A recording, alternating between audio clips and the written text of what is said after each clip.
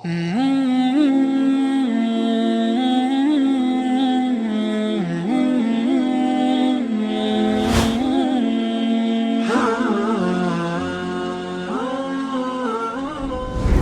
alhamdulillah, wassalatu wassalamu ala rasulillah.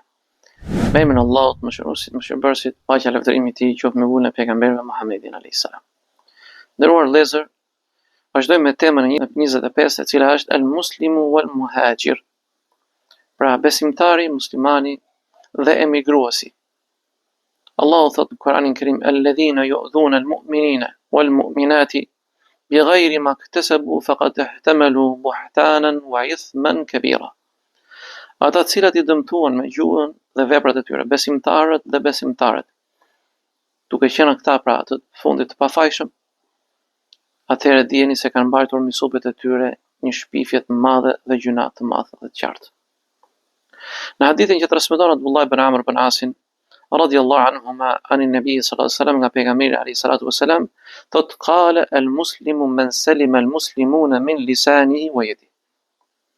Muslimani i mirë dhe i vërtet është ai i cili është i ruajtur nga gjuha e tij muslimanët e tjerë, pra janë të ruajtur nga gjuha dhe dora e tij muslimanët e tjerë.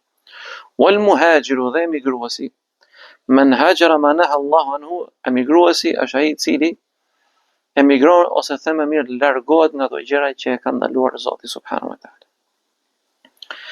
Pra në këtë hadith pejgamberi sallallahu alaihi wasallam bën qartë një ato gabimet tona që shpeshherë ja lejojmë vetes, qoftë për shprehje, qoftë për shprehje për kënaqësie, qoftë për shprehje dobësie tona njerëzore, që në përkambim me gjuhën tonë të tjerët, në mos prezencë, larg qoftë Zot, apo duke i dëmtuar ata me dorën tonë.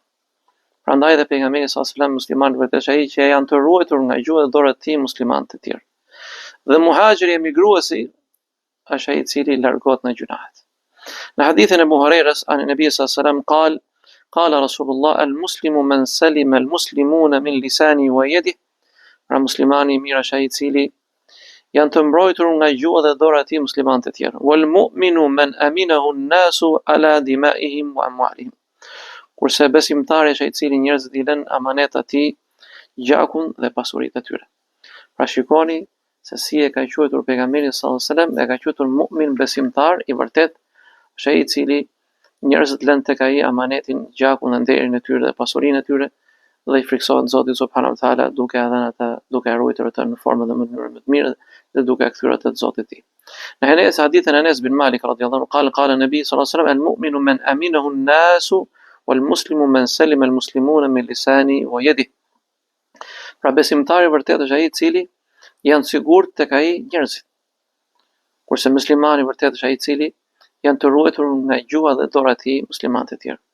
Wal muhajiru man hajara as-su, dhe emigruesi është ai i cili emigron ndaj të keqes, pra rri larg të keqes, largohet nga e keqja.